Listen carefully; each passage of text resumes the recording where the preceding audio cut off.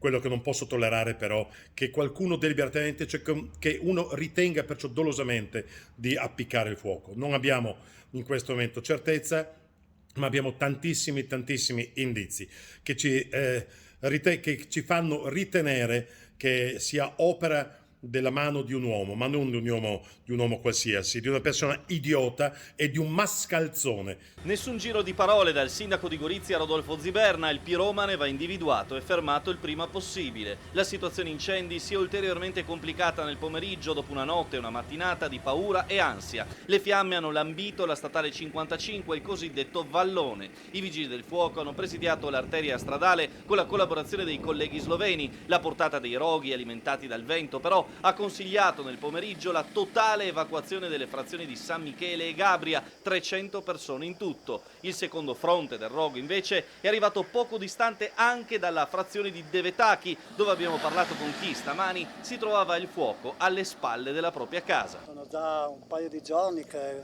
brucia bene qui. Siete stati evacuati? Siete rimasti in casa? Siamo rimasti qui.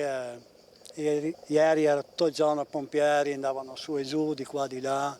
Hanno monitorato abbastanza bene il fuoco, perché ieri bruciava di là, dall'altra parte stamattina è cominciato a bruciare di là. Perché quando vai a casa la sera, no? Speri sempre, vediamo com'è.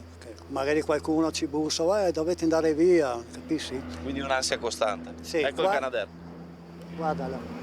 Per il sindaco del capoluogo isontino la priorità resta quella di mettere le mani su chi ha appiccato i nuovi roghi. Le nuove coordinate dei focolai infatti non lascerebbero spazio a dubbi. Un appello, faccio mio l'appello del prefetto: se qualcuno vede qualche movimento sospetto avvisi immediatamente le forze dell'ordine, denunci queste persone, queste canaglie che non esitano a mettere in pericolo l'incolumità, oltre che naturalmente un bene stupendo, quello del Carso. Ci impiegheremo dai 15 ai 25 anni per ripristinare l'ecosistema sul Carso, ma non esitano a mettere a repentaglio incolumità e anche vita, come sappiamo, di tanti operatori che con grande generosità si stanno sacrificando per il bene di tutti, anche per il bene di questi mascalzoni che invece ritengono di fare i brillanti appiccando il fuoco.